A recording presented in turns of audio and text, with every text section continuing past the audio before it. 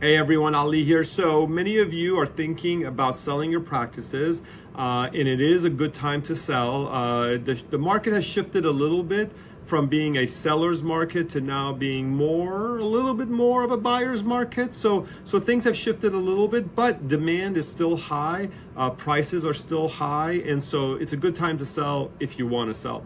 But there's a couple of things you have to really be careful about as you're kind of going down this road. The very first thing is you want to find someone who can give you a really strong valuation on your practice. I mean, that is really step one. And the reason it's step one is because you got to know, all right, what am I going to get for my office? And then you can deduct, broker fees and attorney costs and taxes and be like, okay, this is what my net number is.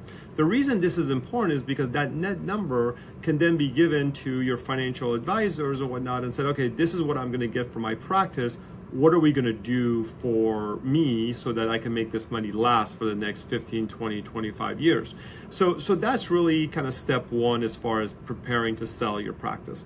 The second part is equally as important, which is to make sure that if there's anything in the office that needs to be updated that doesn't cost very much to do, that you get that done, right? So for example, if you need to paint the walls, go ahead and refresh the paints. If you need to change the carpet, tiles, whatever, you want to do all of that so that so that the office looks new, right? I mean, that's really the goal, because those first impressions of a buyer coming in are super important, right? Are super important.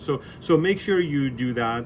And then the third is to make sure that you have your team ready, right? And that means having someone like me, a lawyer, and others ready on your side so that when you do list your practice and buyers do come, you're not just starting the interview process, because that old saying in real estate applies to practice sales as well, which is time kills deals, right? Time kills deals. So you want to have your team ready so that as soon as you get an offer, you're having me or someone like me review it for you, we give you recommendations, and then we move on, right? And so that is the best way of protecting your interest as you prepare to sell your practice. Of course, there's a lot of other things, but these are the ones that I would say you can start with. And if you have any questions, just give us a call. Thanks.